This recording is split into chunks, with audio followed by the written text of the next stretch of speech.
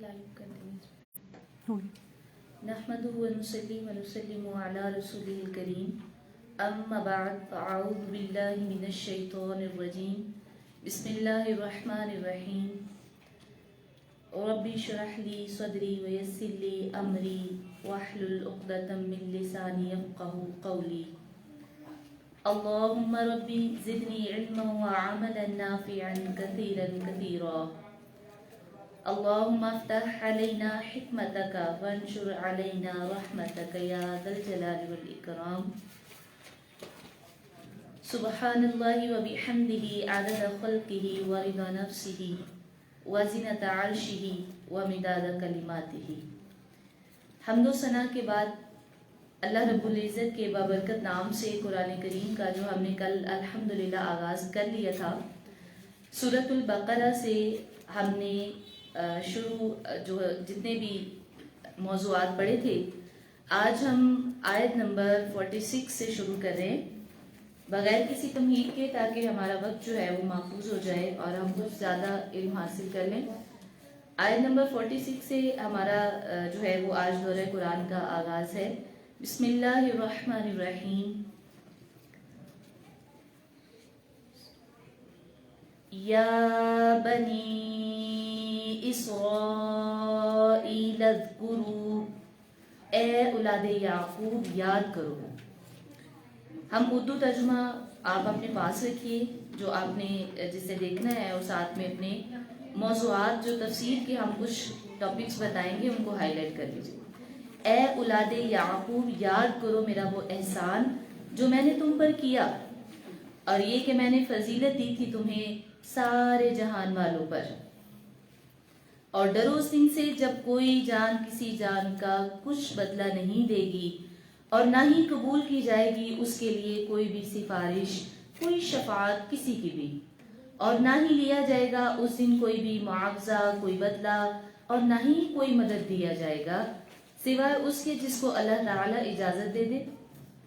सबसे पहले जानने की बात यह है कि अल्लाह तबारक व तआला ने यहाँ बनी इसराइल को मुखातिब फरमाया।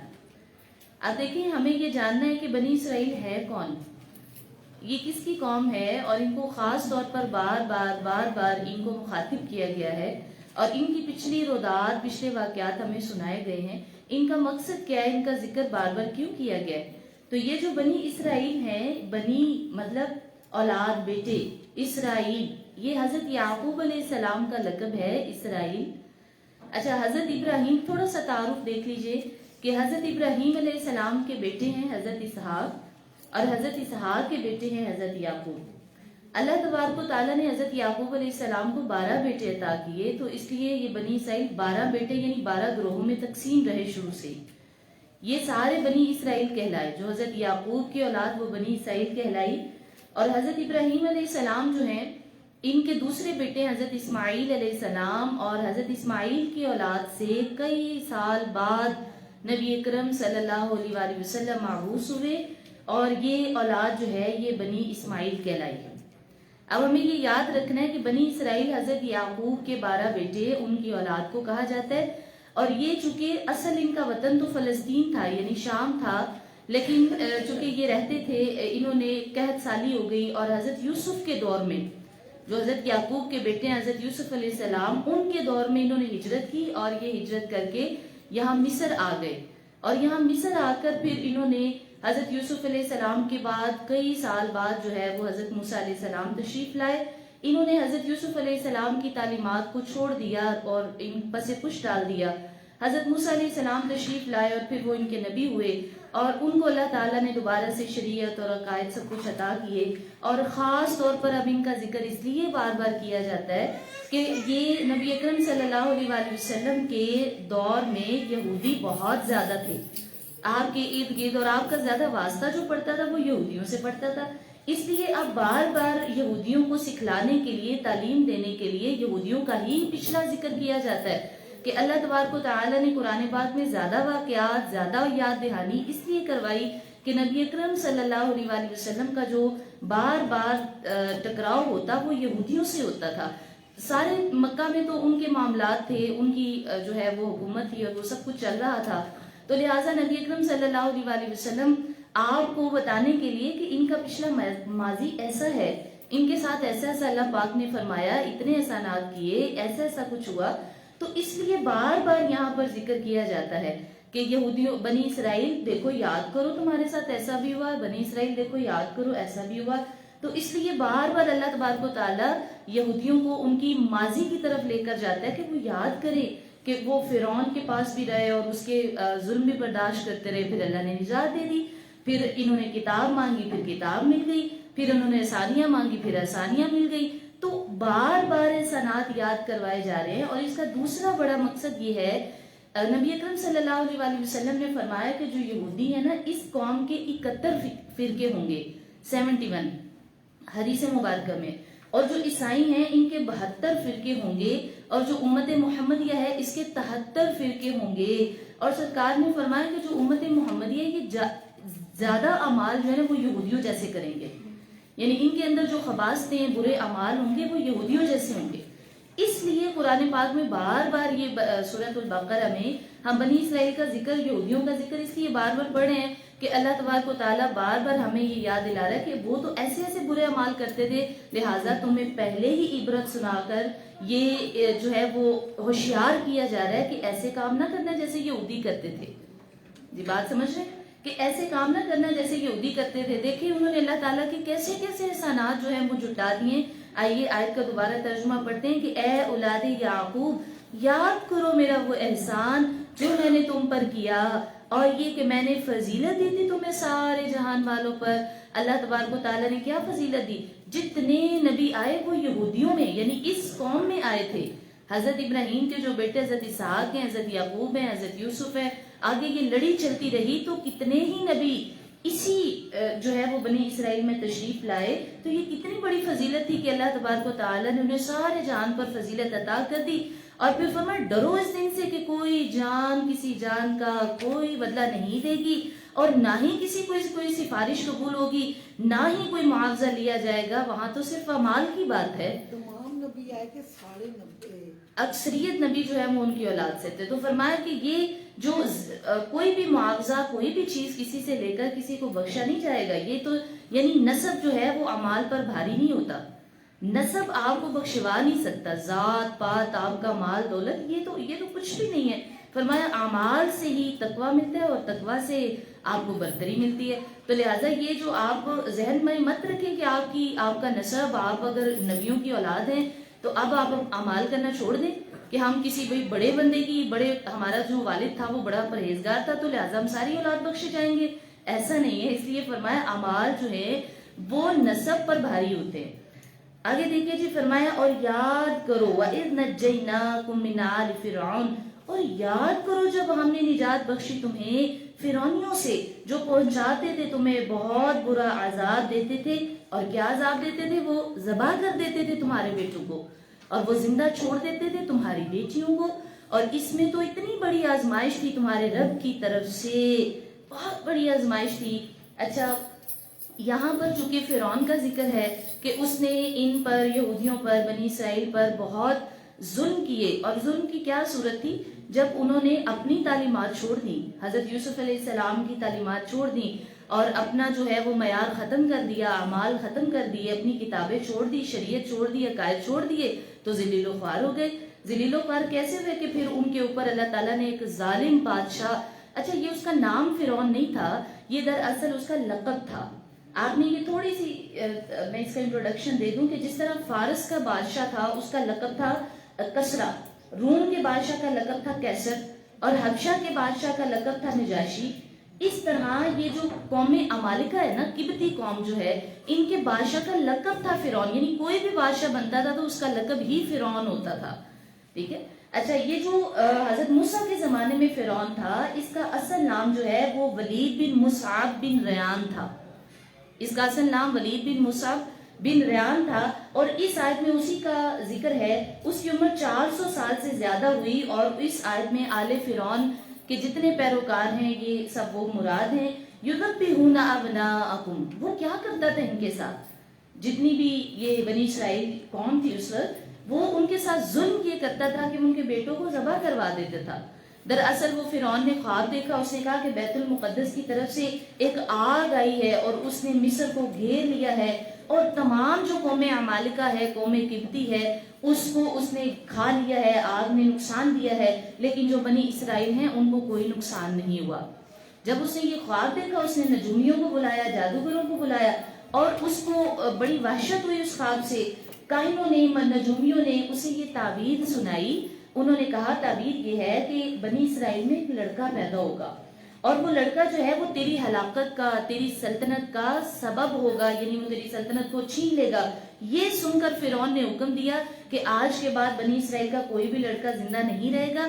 اچھا، وہ قتل کر دیے جائیں، جتنے بیٹے پیدا ہوں وہ سب زندہ جو ہے وہ فوراً قتل کر دیے جائیں۔ اچھا، اس طرح ہزاروں بچے جو ہیں وہ قتل ہو گئے، ہزاروں بچے قتل ہو گئے، اور جو اس قوم کے بڑے بوڑھے تھے وہ اللہ تعالیٰ کی طرف سے ہی جو ہے وہ جلدی مرنے لگ گئے۔ اب وہاں پر تو حالات یہ تھے کہ بچوں کو قتل کر دیا جاتا، بوڑھے ویسے ہی مر رہے تھے، اور جو بیٹیاں تھیں وہ باندیاں بنا لی جاتی ہیں، اور ان کو اپنی جو ہے وہ فرعون اپنی نوکرانیاں بنا لیتا، تو لہٰذا یہ بہت بڑا عذاب تھا۔ اچھا، وہ لوگوں نے فرعون کو کہا کہ اگر یہی صورتحال رہی تو ہمارے جو خادم ہیں وہ تو ختم ہو جائیں گے، ہمیں نوکر چاکر کام کرنے کے لیے نہیں ملیں گے۔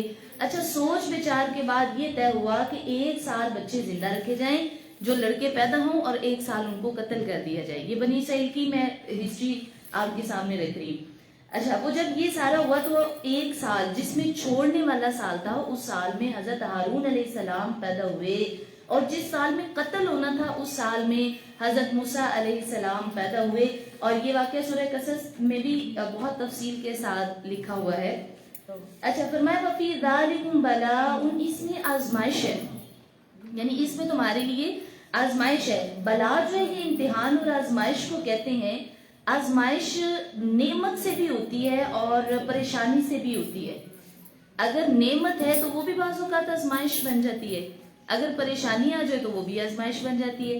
نعمت میں اللہ تبارک و تعالیٰ انسان کا شکر دیکھتا ہے کہ یہ بندہ کتنا شکر کرتا ہے، اور پریشانی میں اللہ تعالیٰ انسان کا صبر دیکھتا ہے کہ یہ کتنا صبر کرتا ہے۔ تو لہٰذا بندے کے لیے اللہ کی نعمت بھی آزمائش ہے، اور اس کی طرف سے تکلیف اور مشقت بھی آزمائش ہے۔ تو یہاں فرمایا کہ اس میں تمہارے لیے وَفِي ذَلِكُمْ بَلَاءٌ مِّن رَبِّكُمْ، تمہارے رب کی طرف سے یہ بہت بڑی آزمائش تھی۔ یعنی اگر تو تم سمجھ جاتے، اگر تو تم سمجھ جاتے کہ یہ بہت بڑی آزمائش ہے تو تم صبر کرتے، اور یہاں پھر اس نعمت کا شکر کرتے جو تمہیں اللہ تعالیٰ نے آزادی کی صورت میں دی۔ اچھا، یہ ساری چیزیں حضرت موسیٰ علیہ السلام کے دور میں ان کی قوم کو درپیش ہوئی کہ فرعون اور اس کا سارا۔ آگے فرمایا کہ وَإِذْ وَاعَدْنَا، اور یاد کرو جب ہم نے وعدہ فرمایا موسیٰ علیہ السلام سے۔ اچھا، اس سے پچھلی آیت، اور جب پھاڑ دیا ہم نے تمہارے لیے سمندر کو، پھر ہم نے بچا لیا تمہیں اور ڈبو دیا فرعونیوں کو۔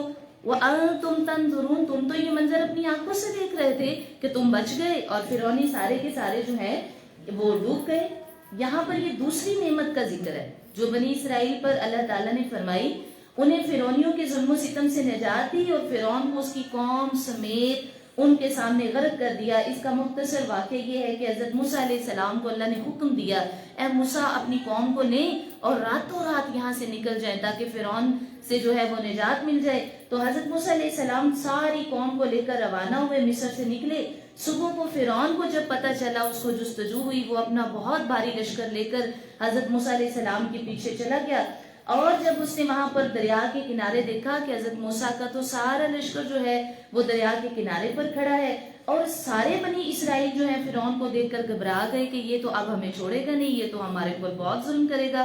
تو لہٰذا سارے فرعونیوں نے حضرت موسیٰ علیہ السلام سے درخواست کی کہ آپ اپنے رب کے حکم پر آئے ہیں تو اب اپنے رب سے ہی کہیں نا کہ وہ ہماری مدد کرے۔ یعنی اللہ تبارک و تعالیٰ جب اپنا حکم دیتا ہے تو پھر ساتھ میں آسانی بھی عطا کرتا ہے، لیکن اس کو جو اللہ کے حکم پر عمل کرتا ہے۔ حضرت موسیٰ علیہ السلام نے اللہ تعالیٰ سے دعا کی، اے اللہ میرے لیے اور میرے تمام بنی اسرائیلیوں کے لیے آسانی فرما۔ تو اللہ تبارک و تعالیٰ نے حکم دیا، اے موسیٰ اپنا عصا یہ دریا پر مارو۔ عصا مارا تو عین اس وقت 12 چشمے، بنی اسرائیل 12 گروہوں میں تھے، 12 لشکر میں تھے، 12 گروہ تھے ان کے، تو 12 چشمے اس میں جاری ہو گئے، اور درمیان سے سارا دریا خشک ہو گیا، اور جو اتنا بھی پانی ہے وہ دیواروں کی صورت میں کھڑا ہو گیا۔ اور وہ دیواریں ایسی تھیں جیسے کوئی روشن دان ہوتے ہیں، شیشے کی دیواریں تھی پانی کی، اور وہ جب گزرتے تھے وہاں سے تو ایک دوسرے کو دیکھتے تھے اور ساتھ ساتھ باتیں کیے جاتے تھے. یہ منظر تھا وہاں پر. اور جب فرعونیوں نے دیکھا کہ یہ راستے بن گئے ہیں اور پانی جو ہے وہ دیواروں کی طرح کھڑا ہو گیا ہے تو سارے فرعونی بھی دریا میں داخل ہو گئے. جب وہ بالکل دریا کے درمیان میں آئے تو سارے کے سارے فرعونی یعنی جو دریا ہے وہ دوبارہ اپنی واپس حالت پر آ گیا اور سارے فرعونی جو ہیں وہ اس میں غرق ہو گئے. اللہ تعالیٰ فرماتے ہیں یہ میری نعمت ہے تم پر کہ میں نے تمہیں ظالم سے نجات دی ہے، یہ میری نعمت ہے تم پر کہ میں نے تمہیں برے بادشاہ سے نجات دی. اور دیکھو کتنا رب کریم ہے، جس چیز کا حکم دیتا ہے ساتھ میں آسانی بھی عطا فرما دیتا ہے.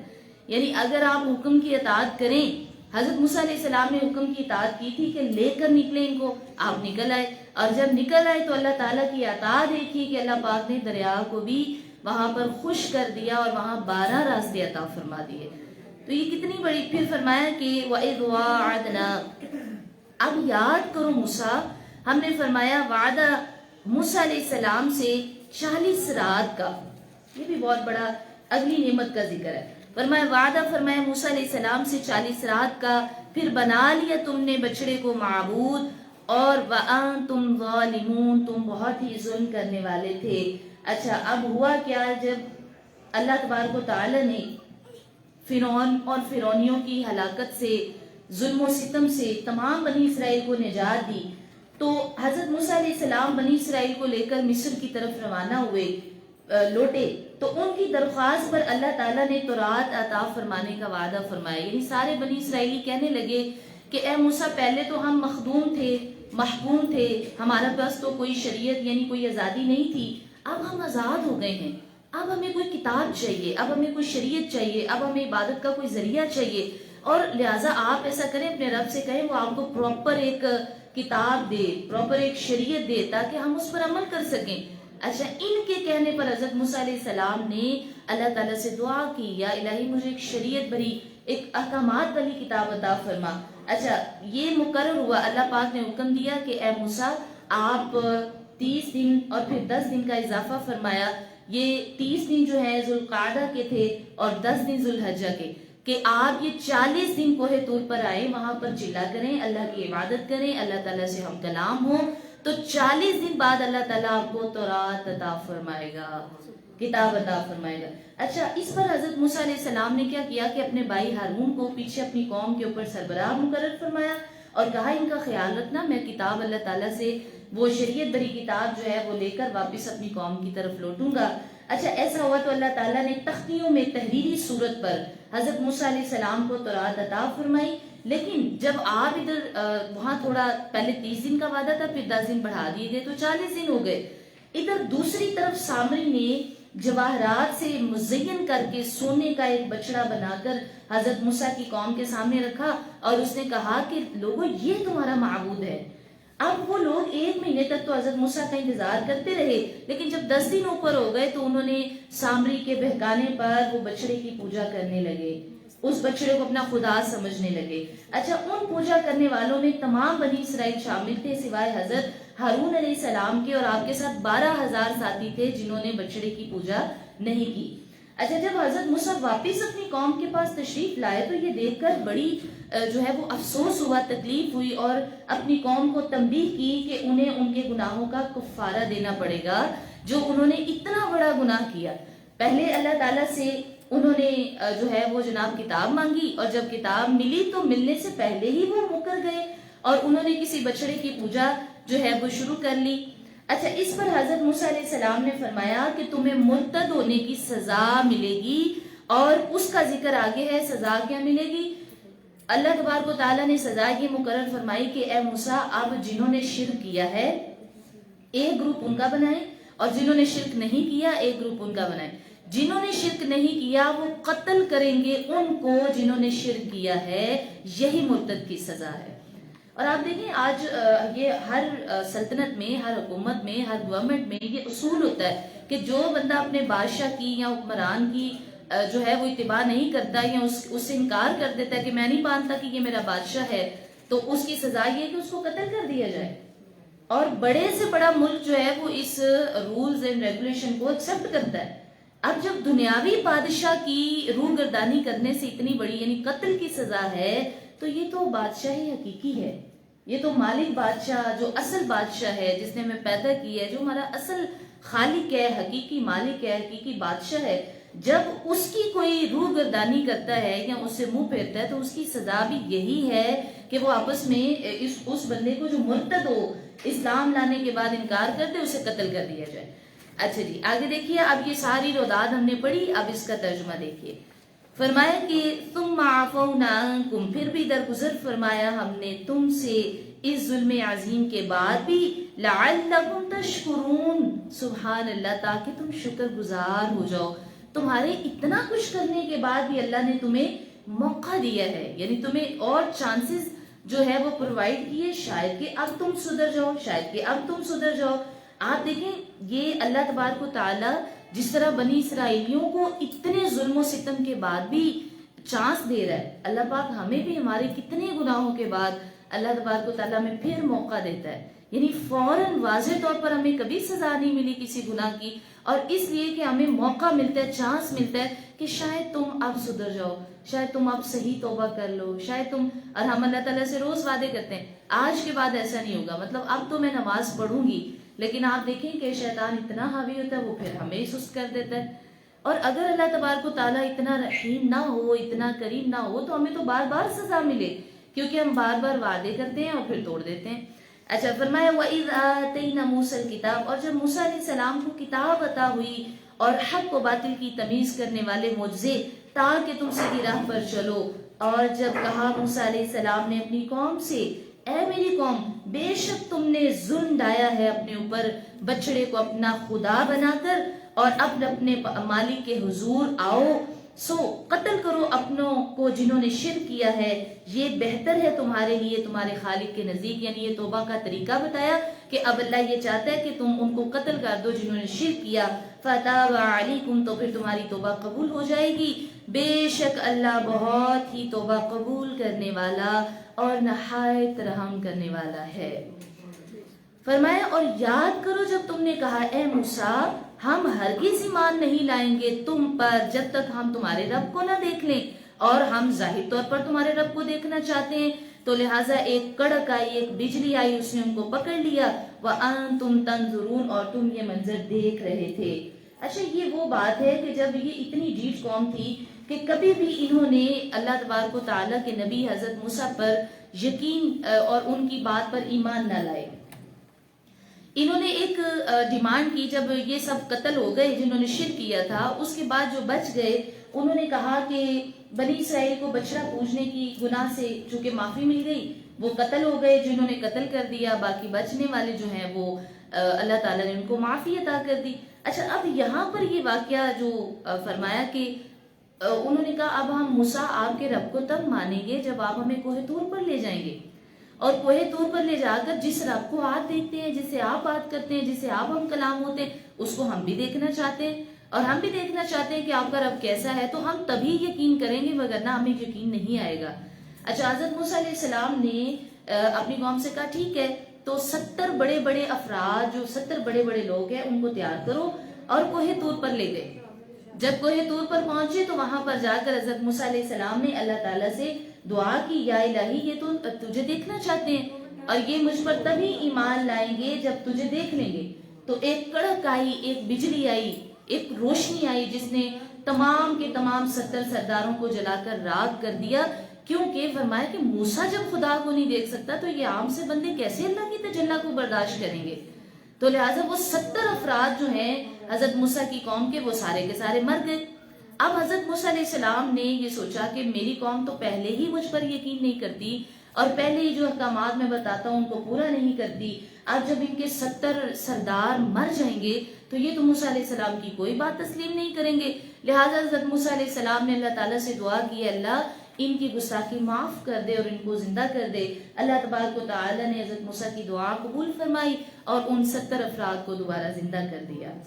سبحان اللہ۔ تو یہ یہاں یہی ذکر ہے کہ تم دیکھ رہے تھے اور پھر کیا منظر تھا، پھر ہم نے تمہیں اٹھایا تمہاری موت کے بعد، لعلکم تشکرون، تاکہ تم شکر گزار بن جاؤ، اور ہم نے سایہ کر دیا تم پر بادل کا اور اتارا تم پر من و سلوا، کھاؤ پیو پاکیزہ چیزوں میں سے جو ہم نے تمہیں رزق دیا ہے، اور انہوں نے ہم پر کوئی زیادتی نہیں کی بلکہ وہ اپنی ہی جانوں پر ظلم کرتے رہتے ہیں، اپنی ہی جانوں پر وہ زیادتی کرتے رہتے ہیں۔ اچھا، اب یہاں پر فرعون کے غرق ہونے کے بعد، فرعون تو غرق ہو گیا، اس کے غرق ہونے کے بعد بنی اسرائیل جو ہے وہ دوبارہ مصر میں آ گئے۔ کچھ عرصے بعد حضرت موسیٰ علیہ السلام نے انہیں اللہ تعالیٰ کا حکم سنایا کہ اللہ تعالیٰ چاہتا ہے کہ جو تمہارا اصل وطن ہے، جیسے میں نے آغاز میں بتا دیا کہ ان کا اصل وطن جو ہے وہ ملک شام تھا، لیکن یہ وہاں سے ہجرت کر کے کہاں آ گئے؟ مصر میں آ گئے۔ اچھا، اب حضرت موسیٰ علیہ السلام کو اللہ نے حکم دیا کہ اب آپ اپنی قوم سے کہیں کہ یہ مصر کو چھوڑیں، اور وہاں جہاں حضرت ابراہیم علیہ السلام اور ان کی اولاد کا مدفن ہے وہ شام انبیاء کا شہر ہے، تو لہٰذا یہ کیا کریں کہ وہاں ایک قوم عمالقہ قوم بس گئی ہے، وہاں پر وہ رہنے لگ گئے، ان کو نکالے، ان سے جہاد کریں اور وہاں جا کر اپنے گھر بنائیں جو ان کا اصل وطن ہے، جو اصل جگہ ہے۔ اچھا، انہوں نے تو کہا کہ جناب اب ہمیں تو جہاد کرنا پڑے گا۔ بنی اسرائیل نے ٹال مٹول کی، بہانے بنائے، ہم کیسے کریں گے جہاد، ہم تو مر جائیں گے۔ حضرت موسیٰ سے بڑی بڑی باتیں کی۔ حضرت موسیٰ علیہ السلام نے کہا نہیں جی، یہاں پر تو میں تمہاری بات بالکل نہیں مانوں گا، تو چلو، لہٰذا سارے جو بنی اسرائیلی ہیں وہ مصر سے نکلے۔ اچھا، راستے میں جتنی دشواریاں آتی وہ حضرت موسیٰ علیہ السلام سے بار بار شکایت کرتے، اور ہر بات پہ کہتے ہمیں کھانا نہیں مل رہا، ہمیں گرمی لگ رہی ہے، ہمیں جو ہے وہ بادل چاہیے، ہمیں سایہ چاہیے۔ اچھا، جب وہ صحرا میں پہنچے جہاں کوئی سبزہ نہیں تھا، کوئی سایہ نہیں تھا، کوئی کھانا نہیں تھا، تو حضرت موسیٰ علیہ السلام سے سب شکایتیں کرنے لگے، آپ بھی تو ہمیں لائے ہیں، آپ تو کہتے تھے کہ آپ جہاد کرو، اب دیکھیں یہاں کتنی گرمی ہے، اب دیکھیں یہاں کتنی دھوپ ہے، اب دیکھیں یہاں کھانا کوئی نہیں۔ تو حضرت موسیٰ علیہ السلام جو ہے آپ نے اللہ تعالیٰ سے دعا فرمائی، اے اللہ اب میری قوم کو میں جہاد کے لیے لایا ہوں تو ان کے لیے آسانیاں عطا کر دے۔ تو ان لوگوں کے لیے نہیں، اللہ تعالیٰ نے حضرت موسیٰ لاڈلے نبی کی دعا قبول فرمائی اور فرمایا ٹھیک ہے موسیٰ، تو اللہ تعالیٰ سے دعا کر، اللہ تیری دعا رد نہیں فرمائے گا۔ تو حضرت موسیٰ علیہ السلام کی دعا پر اللہ پاک نے ایک سفید بادل کو ان پر سائبان ٹھہرا دیا کہ وہ سفید بادل ان پر ایسے سایہ کرتا تھا کہ انہیں دھوپ بھی نہیں لگتی تھی، اور جو رات ان کے ساتھ چلتا تھا، اور پھر ایک نوری ستون نازل فرمایا جو کہ آسمان کی جانب سے ان کے قریب ہو گیا، وہ نوری ستون جو ہے ان کے ساتھ چلتا رہتا تھا۔ جب رات کے وقت چاند کی روشنی نہ ہوتی تو وہ ان کے لیے چاند کی روشنی کی طرح ہو جاتا تھا۔ اچھا، ان کے کپڑے بھی میلے نہیں ہوتے تھے، پھر ان کے ناخن بھی بڑھنا ختم ہو گئے، یعنی یہ سب کچھ اللہ نے اس لیے فرمایا کہ حضرت موسیٰ علیہ السلام کو کوئی پریشانی نہ ہو، بار بار ان کی قوم ان کو تنگ نہ کرے۔ وَأَنزَلْنَا عَلَيْكُمُ الْمَنَّ وَالسَّلْوَىٰ، پھر کیا ہوا کہ تم پر اس صحرا میں حضرت موسیٰ علیہ السلام کی برکت سے، حضرت موسیٰ کی برکت سے، آپ دیکھیں انبیاء کی برکت کتنی ہے، جو آپ کا سردار ہوتا ہے، جو آپ کا نبی ہوتا ہے، جو آپ کا امام ہوتا ہے، اس کی برکت کتنی ہوتی ہے، یہ برکت ہوتی ہے کہ حضرت موسیٰ علیہ السلام کی برکت سے ان کے کھانے کا انتظام یوں ہوا کہ اللہ تعالیٰ نے آسمان سے کھانا عطا فرما دیا۔ اور من و سلوہ کے بارے میں مفسرین کے بہت سارے اقوال ہیں، لیکن میں بہت شارٹ چکے چل رہی ہوں، تو من کے بارے میں جو صحیح ہے نا کہ من کیا چیز تھی، من کے بارے میں جو صحیح اقوال ہیں مفسرین کے، وہ کہتے ہیں یہ ترنجبین کی طرح ایک میٹھی چیز ہے جو روزانہ صبح صادق سے لے کر طلوع آفتاب تک، یعنی جب تک سورج نہیں نکلتا تھا، یہ صبح کے وقت میں وہ جس میں اوس پڑتی ہے، شبنم پڑتی ہے، اسی طرح وہ پتوں پر اوس اور شبنم کی طرح ترنجبین ایک میٹھی چیز پڑتی تھی، اور لوگ جو ہیں اس کو اپنی چادروں میں اکٹھا کرتے تھے اور سارا دن چادروں سے کھاتے رہتے تھے، اور یہ تقریباً ایک آدمی کے لیے، ایک شخص کے لیے یہ 4 کلو کی مقدار میں اترا کرتی تھی کہ ہر شخص جو ہے وہ 4 کلو اپنے لیے اکٹھی کرتا اور اپنی چادر میں لے کر وہ سارا دن اسے کھاتا رہتا۔ اور سلوہ کیا چیز تھی، مفسرین کا جو صحیح قول ہے وہ کہتے ہیں یہ ایک چھوٹا سا پرندہ تھا جو بھنا ہوا گوشت کی صورت میں، تاکہ وہ جو میٹ والی ساری ان کی کمی تھی، کمزوری تھی، وہ بھی پوری ہو جائے، ان کو یہ نہ لگے کہ ہم نے کوئی چسکا نہیں لگایا، تو لہٰذا بنا ہوا گوشت جو ہے وہ ان کو عطا ہوتا تھا۔ یہ سلوہ ایک بٹیر کی طرح یا ایک کوئی پرندہ تھا جو اڑتا ہوا، بعض مفسرین کہتے ہیں یہ اڑتا ہوا ان کی جانب آتا تھا، اور بعض کہتے ہیں کہ یہ بھنا ہوا، صحیح قول یہ کہ یہ بھنا ہوا ہر روز ان کو پہنچتا تھا اور یہ من و سلوہ کھاتے تھے۔ سبحان اللہ۔ اچھا، یہ دونوں چیزیں ہفتے کو بالکل نہیں آتی تھی، پورا ہفتہ مطلب آتی تھی، لیکن جو ہفتے کا روز ہوتا تھا باقی روز پہنچتی تھی۔ اچھا، جمعہ کے دن جو ہے یہ دگنی آتی تھی، تاکہ ہفتے کے دن بھی یہ سیو کر لیں، ہفتے کے دن کی کھا لیں، کیونکہ اللہ تعالیٰ نے بنی اسرائیل کو ہفتے کا خاص عبادت کے لیے دن دیا تھا. جی are you getting a point? جتنی میں باتیں کر رہی ہوں میں اس لیے اسپیڈ کے ساتھ چل رہی ہوتی ہوں کہ یہ ہم دورہ قرآن کر رہے ہیں، تو دور جو ہوتا ہے نا اس کا مطلب ہے کہ آپ بس چیزوں کو دیکھ اپنی سن رہے ہیں، اور آپ اپنی سماعت، اپنی بصارت، سب کچھ، اپنا دل آپ یہاں پر جمع کر بیٹھے، پھر دور ہوتا ہے. ٹھیک ہے، اب یہ تو میں تو دور کر رہی ہوں کہ میں سب چیزیں پڑھتی جا رہی ہوں. آپ کا کام ہے اسے سمیٹنا، اسے سننا، اسے اپنے دل میں بٹھانا، یہ آپ کا کام ہے. ٹھیک ہے. اچھا، فرمایا کہ یہ جو ہفتے کے دن چیزیں نہیں آتی تھیں کیونکہ بنی اسرائیل کی عبادت کے لیے ہفتہ مقرر تھا کہ ہفتے کے دن نہ تم نے شکار کرنا ہے، نہ تم نے کھانا جمع کرنا ہے، نہ تم نے کوئی اور کام کرنا ہے، تم نے صرف اور صرف اللہ کی عبادت کرنی ہے. اچھا، حکم یہ تھا کہ جمعے کے دن کھانا دگنا آئے گا، اسے سیو کر لو. لیکن بنی اسرائیل نے اللہ کی نعمتوں کی ناشکری کی اور کیا کیا کہ کھانا جمع کرنا شروع کر دیا، ذخیرہ کرنا. اب دیکھیں، میں نے سٹارٹنگ میں ایک حدیث مبارکہ پڑھی تھی کہ حضور صلی اللہ علیہ وسلم نے فرمایا کہ امت محمدیہ زیادہ تر وہ کام کرے گی جو یہودیوں نے کیے تھے. اب آپ آج دیکھ لیں کہ ذخیرہ، اگر آج آٹا مہنگا ہو گیا تو لوگوں نے کیسے ذخیرہ کر لیا. اب تو غریب کو آٹا ہی نہیں مل رہا. اور یہ وہی کام ہے، وہی امور ہیں جو یہودی کرتے تھے، اور آج ہمارے امت محمدیہ بھی وہی امور دہرا رہی ہے، وہی کام نظر آ رہا ہے. اچھا، منع کیا کہ ذخیرہ نہیں کرنا تم نے، لیکن انہوں نے ذخیرہ کیا. اچھا، اور انہوں نے اپنا ہی نقصان کیا کہ دنیا میں وہ نعمت سے محروم ہو گئے اور آخرت میں وہ سزا کے مستحق ہو گئے. اچھا، اس کے بعد فرمایا کہ وَإِذْ قُلْنَا ادْخُلُوا هَٰذِهِ الْقَرْيَةَ. اچھا، اس بستی میں تم داخل ہو جاؤ. میں ترجمہ آپ سماعت کیجئے. یاد کرو جب ہم نے حکم دیا کہ داخل ہو جاؤ اس بستی میں، پھر کھاؤ اس میں سے جہاں سے تمہارا جی چاہے، اور داخل ہونا اس بستی کے دروازے سے جھکتے ہوئے، سجدہ کرتے ہوئے، اور کہتے جانا حِطَّةٌ نَغْفِرْ لَكُمْ، اے ہمارے رب تو ہمیں بخش دے خطاياكم، ہماری خطاؤں کو، اور ہم زیادہ دیتے ہیں نیکوکاروں کو، نیکیاں کرنے والوں کو زیادہ عطا کرتے ہیں. اچھا، اس شہر کا جس میں ایک ذکر ہے، ایک بستی ہے، ایک شہر ہے، یہ شہر بیت المقدس ہے، یا اریحا جو بیت المقدس کے قریب ہی ایک مقام ہے جس میں عمالقہ قوم آباد تھی. اچھا، اور وہ اسے خالی کر گئے تھے. وہاں غلے میوے بہت زیادہ تھے، وہاں کثرت سے پھل پھول تھے. اچھا، اس بستی کے دروازے میں داخل ہونے کا فرمایا گیا، اور یہ دروازہ ان کے لیے کعبہ کی طرح تھا. یہ بنی اسرائیل کو کہا گیا ہے کہ جب تم اس قوم اس دروازے سے داخل ہونا تو اس دروازے کو کعبے کے دروازے کی طرح سمجھنا، اور جب اس طرح سے داخل ہونا جیسے کوئی سجدہ کرتا ہے، اور اس طرح سے داخل ہوتے ہوئے تم اللہ تعالیٰ سے اپنی خطاؤں کی، اپنی غلطیوں کی معافی مانگنا. اور کس طرح مانگنی ہے؟ کہنا حِطَّةٌ نَغْفِرْ لَكُمْ، اے اللہ ہمیں بخش دے.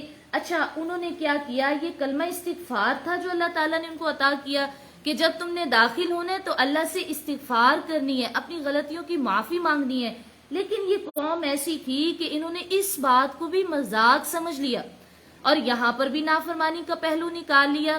انہوں نے کیا کیا کہ جب اس بستی کے دروازے سے داخل ہونے لگے، انہوں نے بجائے اس کے کہ یہ توبہ کا کلمہ کہیں، انہوں نے کہنا شروع کر دیا کہ حنتتن، یعنی مذاق سے کوئی جملہ بنا لیا، یا ایک دوسرا لفظ کہا کہ حبتن فی شعرہ، اس کا مطلب ہوتا ہے بال میں دانا، یعنی ایسی فضول بات کر دی. لیکن جو حکم اللہ تعالیٰ نے فرمایا تھا وہ حکم چھوڑ دیا، اور بجائے اس کے کہ وہ توبہ کرتے یہ لفظ نہیں کہا، تو اللہ تبارک و تعالیٰ نے ان پر اس گناہ کی، یعنی اس نافرمانی کے باعث اللہ نے ان پر طاعون کی بیماری نازل کر دی، جس سے ہزاروں اسرائیلی جو ہیں وہ ایک ہی دن میں 70,000 اسرائیلی ہلاک ہو گئے. تو یہ اس واقعے کا ذکر ہے. اچھا جی، فرمایا فبدل الذین، پس بدل ڈالا ان ظالموں نے اور بات سے جو کہا گیا تھا انہیں کہنے کے لیے، تو ہم نے اتارا ان ستم پیشہ لوگوں پر عذاب آسمان سے، اس وجہ سے کہ وہ نافرمانی بہت کرتے تھے. اور یاد کرو جب پانی کی دعا مانگی موسیٰ علیہ السلام نے اپنی قوم کے لیے، تو ہم نے فرمایا اپنا عصا مارو، تو لہٰذا اس سے فانفجرت منہ اثنتا عشر، اس سے 12 چشمے پھوٹ پڑے، اور پہچان لیا ہر گروہ نے اپنے اپنے پینے کی جگہ کو. پیو اور کھاؤ اللہ کے رزق میں سے، اور نہ پھرو زمین میں فساد پھیلانے والے بن کر. اور یاد کرو جب تم نے کہا اے موسیٰ ہم ہرگز صبر نہیں کریں گے کسی ایک کھانے پر. اب آپ ہمارے لیے دعا کیجئے اپنے رب سے کہ وہ اب ہمیں اور کھانے عطا کرے، یعنی وہ زمین کے کھانے دے ہمیں، مثلا ساگ دے، ککڑی دے، گھی دے، مسور کی دال دے، پیاز دے. تو موسیٰ علیہ السلام نے آپ نے فرمایا کہ کیا تم اچھی چیز کے بدلے ادنا چیز لینا چاہتے ہو؟ جو عمدہ ہے اس کو چھوڑ کر اور جاؤ تم کسی مصر شہر میں اتر جاؤ، جو تم نے مانگا ہے وہ تمہیں وہاں ملے گا. اور تم پر ذلت اور غربت ڈال دی گئی ہے اور مستحق ہو گئے ہو تم اللہ کے غضب کے، کیونکہ تم نے اللہ کی نعمت کا انکار کیا ہے. یہ سب کچھ اس وجہ سے تھا کہ وہ اللہ کی آیتوں کا انکار کرتے تھے اور انبیاء کو قتل کرتے تھے. یہ سب کچھ اس وجہ سے تھا کہ وہ نافرمان تھے اور سارے بنی اسرائیل جو ہیں وہ ایک حد سے بہت آگے نکل گئے تھے. اچھا دیکھیں، ہم بنی اسرائیل کا ذکر بھی اسی لیے پڑھ رہے ہیں کہ بنی اسرائیل جو ہیں وہ اس نبی اکرم صلی اللہ علیہ وسلم کے زمانہ کے لوگ تھے اور آپ کا ٹکراؤ بھی زیادہ ان سے، اور اب ہمارا بھی زیادہ رابطہ ان سے ہی یعنی اسی طریقے سے ہوتا ہے. تو آپ دیکھیں جس طرح وہ لوگ تو ویسے فرعونیوں سے آزاد ہو گئے تھے، لیکن ذہنی طور پر وہ قلبی طور پر آزاد نہیں ہوئے تھے. ان کے اندر غلامی والی عادات موجود تھیں، نافرمانی والی عادات موجود تھیں. پھر فرمایا کہ ان الذین آمنوا، اے ایمان والو، اسلام کے پیروکار ہوں یا یہودی ہوں یا عیسائی ہوں یا سابی ہوں، جو کوئی بھی ایمان لائے اللہ پر، آخرت پر اور نیک عمل کرے تو ان کے لیے ان کا اجر ان کے رب کے پاس ہے اور کوئی خوف نہیں ہوگا. جو اللہ تعالی کی ذات پر ایمان رکھتے ہیں یہ ان کے لیے خوشخبری ہے. فرمایا وَلَا خَوْفٌ عَلَيْهِمْ وَلَا هُمْ يَحْزَنُونَ، کہ جو اللہ پر ایمان رکھتے ہیں انہیں تو کوئی دنیا میں بھی خوف نہیں ہوگا اور نہ ہی وہ آخرت میں کسی بات سے غمگین ہوں گے. اور یاد کرو، اب یہ اگلی نعمت ہے، یاد کرو اس بات کو جب ہم نے تم سے کتنا پکا وعدہ لیا تھا کہ تم تورات کو مانو گے، اس کے سارے احکامات پورے کرو گے، اور پھر بلند کیا تم پر طور پہاڑ کو اور حکم دیا کہ پکڑ لو جو ہم نے تمہیں دیا تھا اور مضبوطی سے پکڑنا اور یاد کرنا وہ احکام، شاید کہ تم پرہیزگار ہو جاؤ. اچھا، اب جب بنی اسرائیل نے منع کر دیا کہ ہم نے تورات کے احکام نہیں ماننے، تو اللہ تبارک و تعالیٰ نے حضرت جبرائیل امی کو بھیجا اور آپ کو فرمایا ان کے اوپر کوہ طور جو پہاڑ ہے اس کو معلق کر دو، اس کو جو ہے وہ لٹکا دو اور ان سے کہو کہ جب تک تم تورات کے تمام احکام نہیں مانو گے تمہارے اوپر سے یہ پہاڑ ہٹایا نہیں جائے گا. یعنی یہ ایک اللہ تبارک و تعالیٰ نے ایک غضبناک ان پر ایک عذاب دیا کہ یہ پہاڑ تمہارے اوپر معلق ہے، جب تک تم اپنا وعدہ پورا نہیں کرو گے کہ ہم تورات کو مانیں گے، ہم تورات کو تسلیم کریں گے، تب تک یہ پہاڑ تمہارے اوپر لٹکتا رہے گا. اگر تم انکار کر دو گے تو پہاڑ سے سارے کے سارے مر جاؤ گے، ہلاک ہو جاؤ گے، اور اگر تم وعدہ اللہ کا پورا کرو گے تو تم سے اللہ تعالیٰ یہ پہاڑ ہٹا لے گا.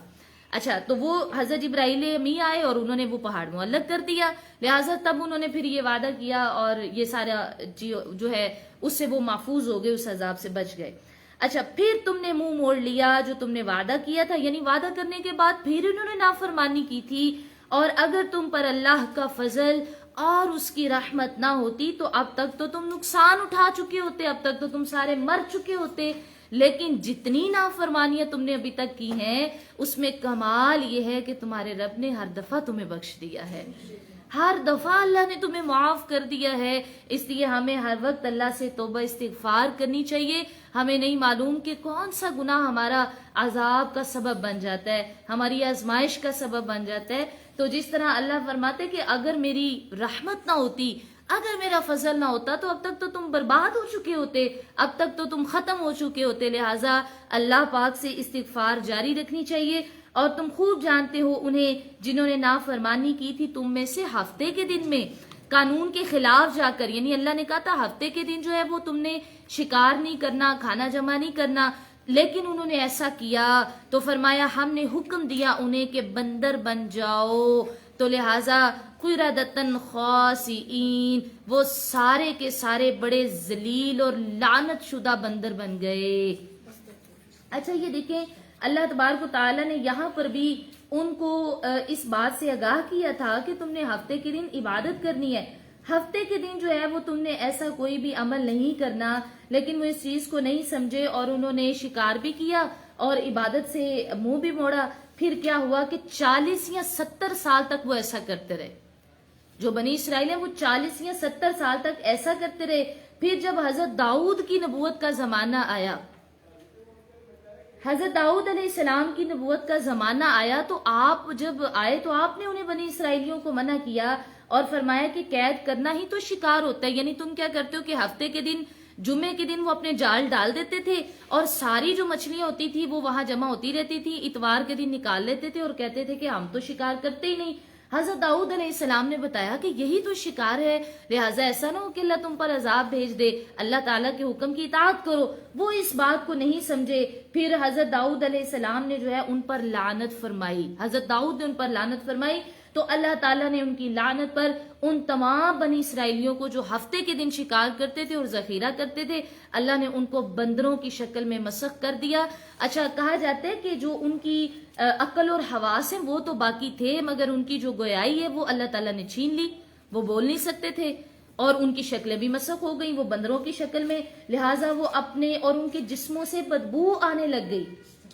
اللہ تعالیٰ قادر ہے ہر بات پر، اللہ قادر ہے ہر چیز پر، وہ جو چاہتا ہے جب چاہتا ہے کر دیتا ہے، لہٰذا استغفار استغفار استغفار کرنی چاہیے۔ تو وہ اپنے سال پر روتے رہے یہاں تک کہ 3 دن میں سب کے سب ہلاک ہو گئے، اور وہ ہفتے کے دن جن کو ہفتے کے دن شکار کرنے کی وجہ سے بندر بنایا گیا، ان کی ساری نسل ختم ہو گئی، کیونکہ وہ 3 دن تک زندہ رہے، ان کے جسموں سے بو آتی رہی، وہ روتے رہے اور آخرکار وہ سب کے سب مر گئے۔ اسی بات کا ذکر ہے اس رکوع میں۔ اچھا جی، فرمایا کہ ہم نے بنا دیا اس سزا کو عبرت ان کے لیے جو اس زمانہ میں موجود تھے اور بعد میں آنے والوں کے لیے بھی۔ اللہ اکبر، ذرا دیکھیے کہ اللہ تبارک و تعالیٰ فرما رہے ہم نے ان کو عبرت بنا دیا ہے، یعنی بنی اسرائیل کے قصے سے آپ اپنے تقویٰ کا جائزہ لیجئے، آپ اپنا جائزہ لیجئے اس کام سے کہ اللہ تبارک و تعالیٰ نے ان کو احکامات کی نافرمانی پر سزا دی، اور جان لیجئے کہ اللہ کو کوئی دھوکہ نہیں دے سکتا، اللہ کو کوئی دھوکہ نہیں دے سکتا، اس لیے اپنا جائزہ لیجئے۔ ہم نے اس کو عبرت بنایا آگے والوں کے لیے، پیچھے والوں کے لیے، اور یہ نصیحت ہے للمتقین، یہ پرہیزگاروں کے لیے نصیحت ہے، یعنی جو اچھے لوگ ہیں، پرہیزگار ہیں، متقی ہیں، وہ جب واقعات سنتے ہیں تو یہ کوئی آپ کو سٹوری سنانے کے لیے نہیں، یہ آپ کو عبرت پکڑنے کے لیے، نصیحت پکڑنے کے لیے ذکر کیا گیا ہے، تاکہ آپ اس سے ہدایت یافتہ ہو جائیں۔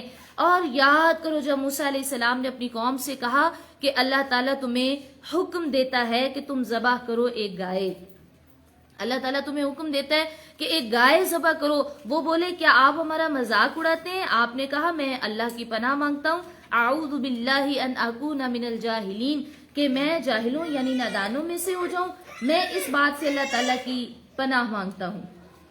اچھا، اس کے پیچھے جو ہے نا میں ایک خلاصہ عرض کر دیتی ہوں تاکہ بہت لمبی گفتگو نہ ہو جائے۔ تو ایک خلاصہ یہ ہے، بنی اسرائیل میں ایک مالدار شخص تھا،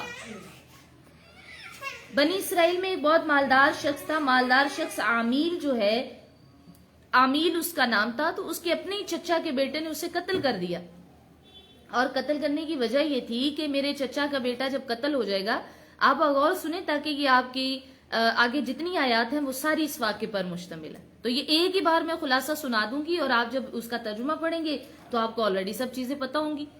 اچھا، عامیل نامی ایک شخص تھا بنی اسرائیل میں اور بہت مالدار تھا، تو اس کے اپنے چچا کے بیٹے نے مال کی وجہ سے اور خون بہا کہا چلو خود ہی قتل کرتا ہوں اور کسی کے دروازے پر ڈال دوں گا اور خود ہی اس کا جو ہے وہ قصاص بھی لوں گا، قصاص کے پیسے بھی ہو جائیں گے اور وراثت سے بھی حصہ مل جائے گا، اس کا مال بھی چھین لوں گا۔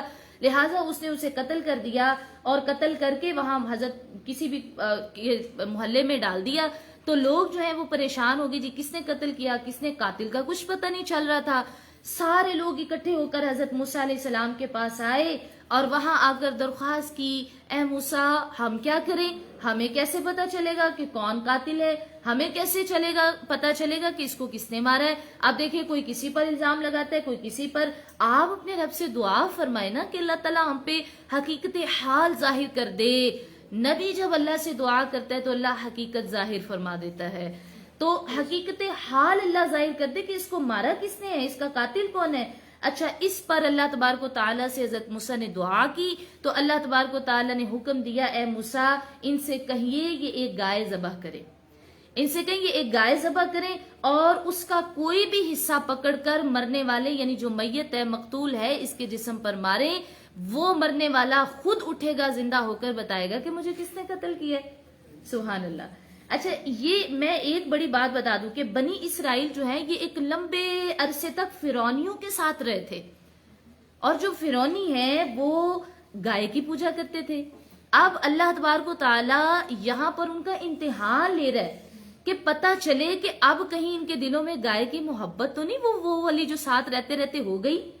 یعنی آپ دیکھیں کہ انسان پر صحبت کا اثر ہوتا ہے، انسان پر اپنے ماحول کا اثر ہوتا ہے، ماحول کے اثرات ہوتے ہیں، جو چیزیں پسند نہیں ہوتی بعض اوقات ایسا ہوتا ہے کہ ہم کسی کے ساتھ رہتے رہتے ناپسندیدگی والی چیزوں کو بھی پسند کرنا شروع کر دیتے کیونکہ وہ ہمارے ماحول کا حصہ ہو جاتا ہے۔ اچھا یہ جو سارے بنی اسرائیل تھے یہ رہتے تھے فرعونیوں کے ساتھ، تو فرعون جو ہیں وہ سارے کے سارے گائے کی پوجا کرتے تھے، اسے اپنا رب کہتے تھے۔ اب اللہ تبارک و تعالیٰ اس حکم کے ساتھ ایک ابتلا، ایک آزمائش، ایک امتحان لے رہے کہ میں دیکھوں کہ کہیں ان کے دلوں میں گائے کی محبت تو نہیں پیدا ہو گئی، کیا یہ اپنے رب کا حکم ماننے کے لیے تیار ہے۔ اچھا بنی اسرائیل کو خالص کرنے کے لیے ان کا امتحان لیا گیا کہ وہ پیور ہو جائیں اللہ تعالیٰ کے لیے، وہ اللہ تعالیٰ کے لیے پیور ہو جائیں۔ آزمائشی اور امتحان جو ہوتے ہیں نا یہ انسان کو اصل میں خالص کرنے کے لیے، پیور کرنے کے لیے آتے ہیں، کیونکہ آزمائش کے ذریعے ہی اللہ تعالیٰ یا تو بندے کو اپنے قریب کر دیتا ہے یا وہ اللہ تعالیٰ سے دور ہو جاتا ہے۔ اچھا کبھی آزمائش آئے نا تو آپ خود دیکھ لیجئے، اگر تو آزمائش نے اللہ کے قریب کیا ہے تو وہ آزمائش نعمت ہے، اگر اس نے آپ کو اس آزمائش نے، اس پریشانی نے، اس تکلیف نے آپ کو اپنے رب سے دور کر دیا تو آپ یہ سوچیں کہ وہ آپ کے لیے نعمت نہیں تھی بلکہ وہ آپ کے لیے مصیبت کی صورت میں آئی ہے۔ اچھا ہم کیا کرتے ہیں، بہت شاید کم حوصلہ ہے اور صبر والے نہیں ہیں، اس لیے ہم اپنی مصیبت میں ہی ہم کہتے ہیں کہ بھئی ہم اس مصیبت کے ساتھ اتنا مصروف ہو جاتے ہیں کہ ہم اپنے رب سے ہی دور ہو جاتے ہیں۔ حالانکہ اللہ تعالیٰ فرما رہے کہ مصیبتوں کا سامنا وَاسْتَعِینُوا بِالصَّبْرِ وَالصَّلَاةِ، تم نماز اور اللہ تعالیٰ سے مدد مانگ کر صبر کے ساتھ تم اللہ سے مدد مانگو۔ اچھا یہاں جو بنی اسرائیل کا امتحان تھا وہ اس لیے کہ اللہ تعالیٰ دیکھے کہ کہیں جو ماحول تھا وہ ان کے دلوں میں رچ بس تو نہیں گیا، یہ بھی کہیں گائے سے محبت تو نہیں کرتے، اس لیے فرمایا کہ گائے ذبح کرو اور گائے کا ٹکڑا جو ہے وہ اس مقتول پر مارو تو تمہیں معلوم ہو جائے گا کہ یہ کس نے کیا۔ اچھا جو بنی اسرائیل تھے وہ بڑے حیران ہوئے، انہوں نے حیرانی سے کہا حضرت موسیٰ علیہ السلام سے، آپ ہم سے مذاق کر رہے ہیں؟ یہ تو بڑی مذاق کی بات ہے کہ گائے ذبح کرو اور اس کا ٹکڑا جو ہے وہ جناب مقتول کو مارو اور وہ تمہیں خود بول کر بتا دے گا۔ انہوں نے سمجھا کہ حضرت موسیٰ ہم سے مذاق کریں تو حضرت موسیٰ علیہ السلام نے اس پر جواب دیا کہ اعوذ باللہ ان اکون من الجاہلین، مذاق تو جاہل کرتے ہیں اور اللہ کا نبی کبھی مذاق کر کے اپنی عظمت اور شان کو کم نہیں کرتا، لہٰذا بات بات پر مذاق کرنا یہ جاہلوں کا کام ہوتا ہے، بات بات پر مذاق کرنا اور ہنسنا اور کسی کا مذاق اڑانا، کسی کی بات پر جو ہے یہ جاہلین اور نادانوں کا کام ہے۔ اس لیے تو قرآن نے کہا کہ یہ دعا بھی پڑھا کرو کہ اعوذ باللہ ان اکون من الجاہلین، میں اللہ سے یہ دعا کرتی ہوں کہ اللہ مجھے جاہلوں میں سے نہ بنائے۔ حضرت موسیٰ علیہ السلام نے یہاں پر یہ بات ارشاد فرما دی کہ اللہ چاہتا ہے کہ تم گائے ذبح۔ اچھا اب وہ لوگ حیران تو ہوئے لیکن یہاں پر ایک انداز دیکھیے کہ وہ لوگ بار بار یہ بات کرنے لگے حضرت موسیٰ علیہ السلام سے، اچھا آپ ہمیں بتائیں کہ اگر اللہ یہ چاہتا ہے ہم گائے ذبح کریں تو پھر وہ گائے کیسی ہو، اس کا رنگ کیسا ہو، اس کی عمر کتنی ہو، اس کی جو وہ نظروں کو کیسی لگے، کیا وہ کھیتی باڑی والی ہو یا وہ بالکل بے عیب ہو، وہ کیسی گائے ہو۔ اچھا آخری سوال جب انہوں نے کیا نا، بڑے سوال کیے، حضرت موسیٰ علیہ السلام جواب دیتے رہے، جب آخری سوال کیا تو انہوں نے کہا چلیں ٹھیک ہے اب ہم کوشش کرتے ہیں کہ ہمیں ایسی گائے مل جائے اور انشاءاللہ ہم ایسی گائے پالیں گے۔ جب انہوں نے انشاءاللہ کہا تو اس کی برکت سے اللہ تعالیٰ نے ان کو ویسی گائے عطا کر دی جیسی اس کی نشانیاں بتائی گئی تھی۔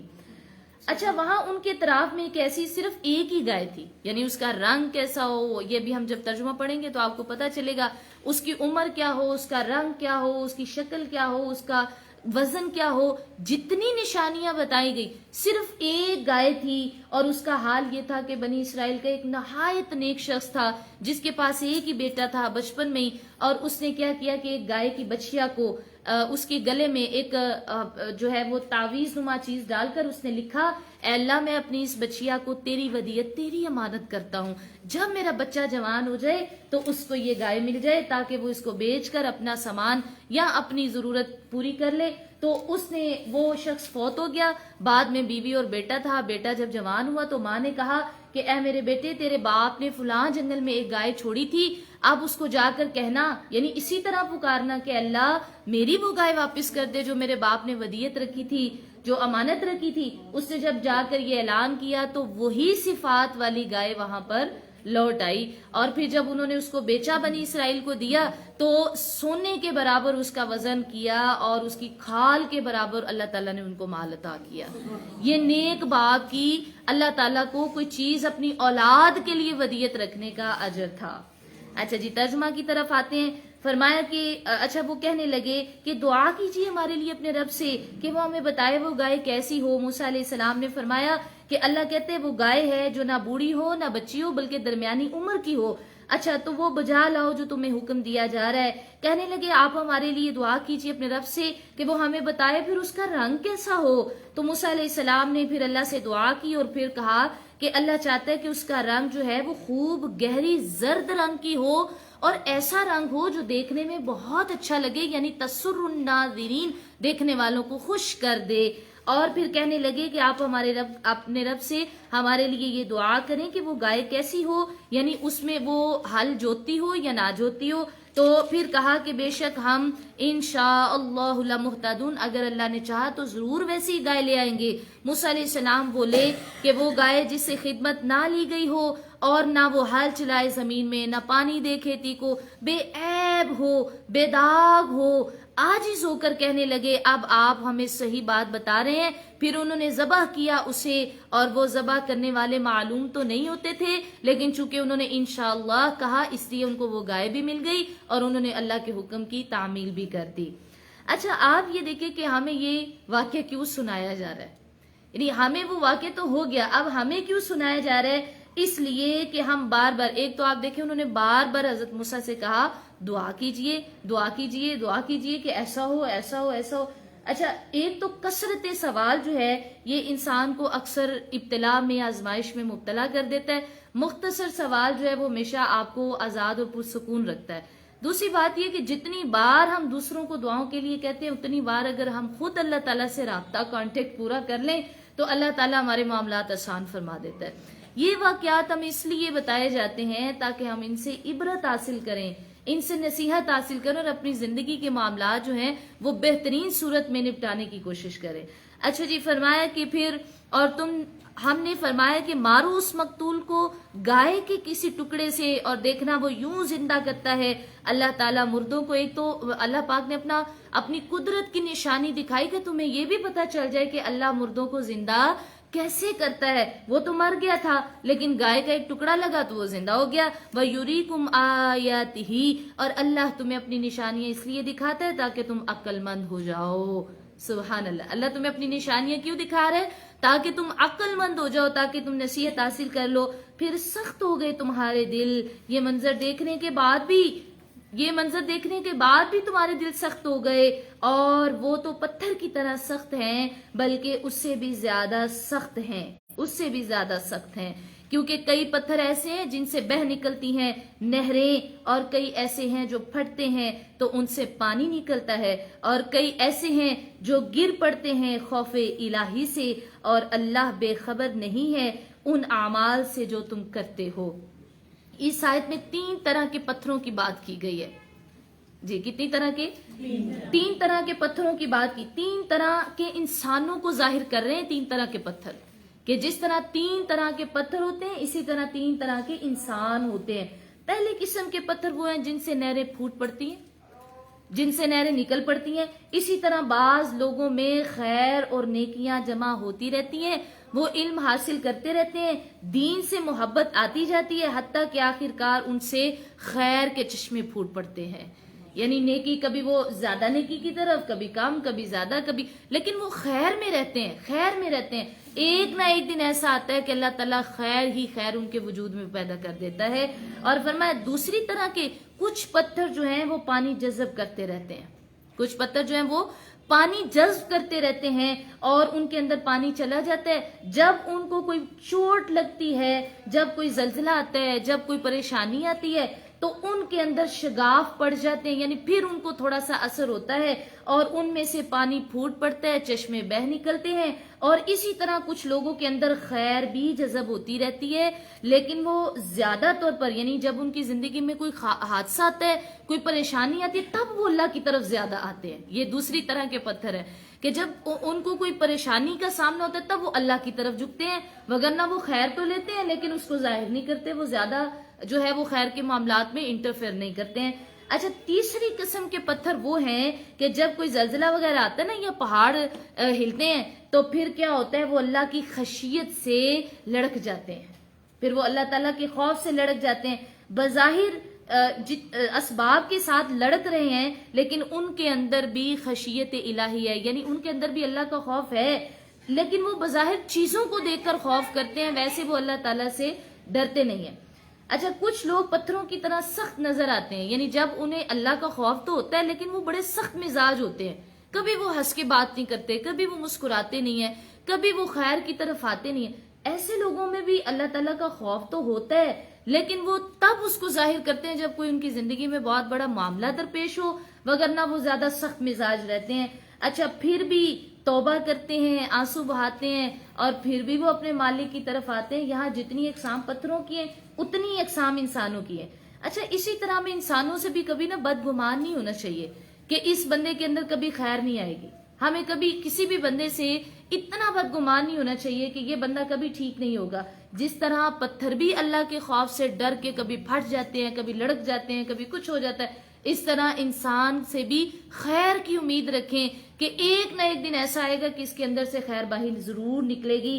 اس آیت سے آپ اپنی اولاد کی تربیت کے ٹپس لیں، اس آیت سے آپ اپنی اولاد کی تربیت کریں کہ جو بعض اوقات بچوں کو کے دینی معاملات دیکھ کر ماں باپ بہت پریشان ہو جاتے ہیں. وہ کہتے ہیں اچھا یہ کالج یونیورسٹی تو بہت اچھا جا رہا ہے لیکن نماز نہیں پڑھتا، لیکن قرآن نہیں پڑھتا، لیکن پڑھتی نہیں ہے، یا مطلب اس طرح کے دینی معاملات سے ماں باپ پریشان ہو جاتے ہیں. آپ یہ سوچیں کہ وہ ایسے پتھر ہیں کہ ان پر خیر تو پڑ رہی ہے لیکن کبھی نہ کبھی وہ خیر ضرور باہر نکلے گی، لہٰذا ہمیں بدگمان نہیں ہونا چاہیے اپنے بچوں سے. اچھا جی، فرمایا کہ اچھا خیر خیر ہی لاتی ہے، یہ بات یاد رکھیں. شر سے کبھی بھی یعنی خیر سے خیر آتی ہے اور شر سے شر پیدا ہوتا ہے. اگر آپ اپنے گھر میں نماز پڑھنے کے عادی ہیں، یعنی پورے گھر والے نماز پڑھ رہے ہیں، ایک آدھ بچہ آپ کو بہت تنگ کر رہا ہے، تو آپ یہ امید رکھیں کہ میرے پورے گھر میں خیر ہے تو خیر سے خیر ہی نکلے گی، خیر سے خیر نکلے گی. اور اگر آپ کے گھر کا ماحول ہی اچھا نہیں ہے، اگر آپ خود نماز نہیں پڑھے، ماں باپ قربانیاں نہیں دے رہے، وہ اپنے آپ کو زیر عاجز نہیں کر رہے، وہ خود قرآن نہیں پڑھے، تو پھر وہ یاد رکھے کہ شر سے کبھی خیر باہر نہیں نکلتی ہے. ٹھیک ہے. اچھا جی، فرمایا کہ اے مسلمانوں، کیا تم یہ امید رکھتے ہو کہ یہ یہودی ایمان لائیں گے تمہارے کہنے سے؟ حالانکہ ایک گروہ ان میں ایسا جو سنتا تھا کلام الہی اور پھر اس کو بدل دیتا تھا اس کو خوب سمجھنے کے بعد، اور جب ملتے ہیں ایمان والوں سے تو کہتے ہیں کہ ہم ایمان لائے ہیں، اور جب وہ اکیلے ہوتے ہیں تو ایک دوسرے سے کہتے ہیں کہ ہم تو ان سے وہ کہتے ہیں جو کھولا ہے اللہ نے تم پر، یوں تو وہ دلیل قائم کریں گے تم پر ان باتوں سے تمہارے رب کے سامنے، تو کیا تمہیں اتنی بھی عقل نہیں، تم اتنا نہیں سمجھتے؟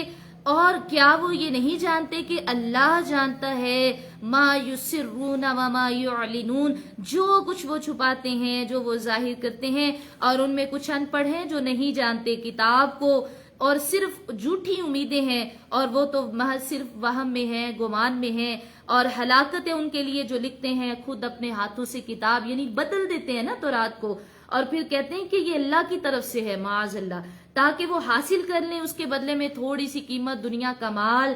ہلاکت ہے ان کے لیے اس وجہ سے جو ان کے ہاتھوں نے لکھا ہے، اور ہلاکت ہے ان کے لیے جو انہوں نے کمایا ہے، اور انہوں نے ہرگز ان کو نہیں چھوئے گی آگ مگر گنتی کے چند دن. اچھا یہ یہودیوں کا عقیدہ تھا، وہ کہتے تھے جو ہم نے 40 دن بچڑے کی پوجا کی ہے وہی 40 دن ہم صرف جہنم میں رہیں گے، اس کے بعد اللہ تعالیٰ ہمیں جنت میں بھیج دے گا. یہ ان کا عقیدہ ہے. اللہ فرماتا ہے کہ آپ ان سے کہہ دیجئے کہ کیا تم نے اللہ سے اس بارے میں کوئی وعدہ لیا ہے؟ کیا کوئی وعدہ ہوا ہے تمہارا اللہ کے ساتھ؟ تب تو خلاف ورزی، اگر تو تمہارا اللہ سے وعدہ ہوا ہے تو اللہ اس کی خلاف ورزی نہیں کرے گا. لیکن اگر تم اللہ پر جھوٹ باندھ رہے ہو جو تم جانتے ہی نہیں ہو کہ اس کی سزا تمہیں کتنی ملے گی.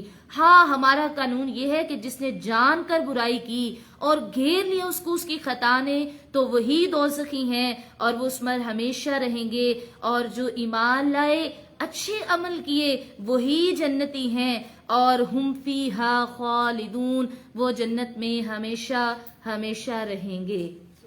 صدق اللہ العظیم و صدق رسولہ النبی الکریم.